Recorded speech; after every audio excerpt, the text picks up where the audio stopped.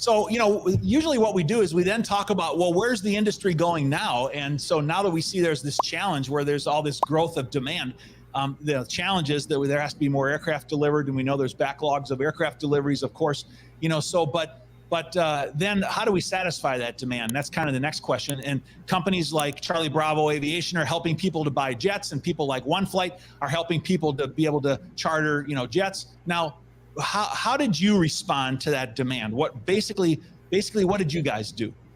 What EatJet did is one thing I recognized right away is that private jet travel is very expensive. There's no doubt about that. And it's got even more expensive as the demand has increased. So last year alone, there were over $200 million in unfulfilled charter requests. So when you think of that in the scope of what it means, there were $200 million out there in requests that went unfulfilled.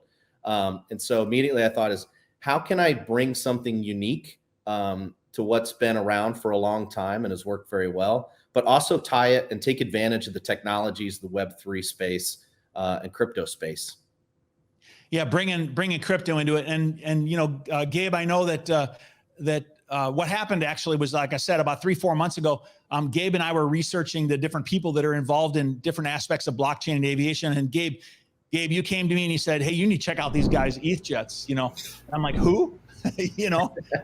I remember I saw actually on YouTube, the first time I saw it was on YouTube, and I was like, we need to be reaching out to these people. Cool. Yeah.